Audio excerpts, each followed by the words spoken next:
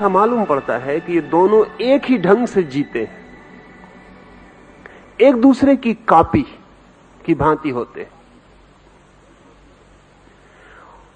इनका इतना एक जैसा होना और बहुत सी बातों से सिद्ध होता है।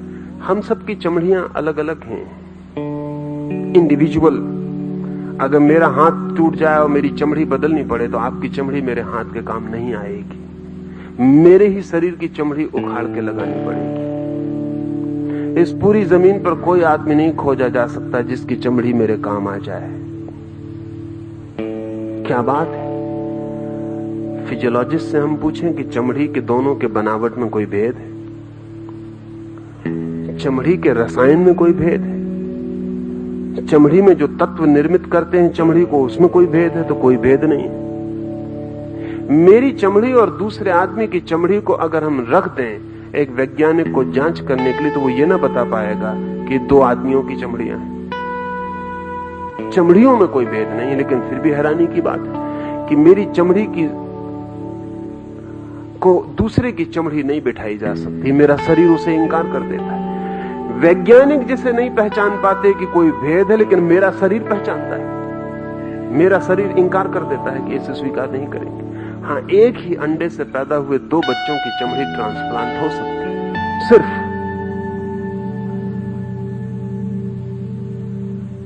एक दूसरे की चमड़ी को एक दूसरे पर बिठाया जा सकता है, शरीर इंकार नहीं करेगा। क्या कारण होगा, क्या वजह होगी? अगर हम कहें एक ही माँ बाप के बेटे हैं तो दो भाई भी एक ही माँ बाप के, उनकी चमड़ी नहीं बदली जा सकती,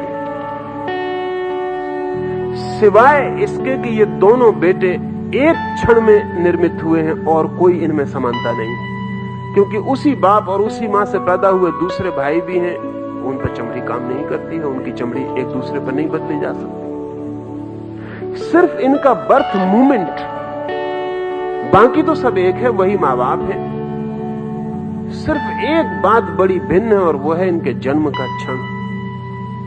क्या जन्म का क्षण इतना महत्वपूर्ण रूप से प्रभावित करता है कि उम्र भी दोनों की करीब करीब, बुद्धि माप करीब करीब, दोनों की चमड़ियों का ढंग एक सा, दोनों के शरीर के व्यवहार करने की बात एक सी, दोनों बीमार पड़ते हैं तो एक सी बीमारियों से, दोनों स्वस्थ होते हैं तो एक सी दवाओं से।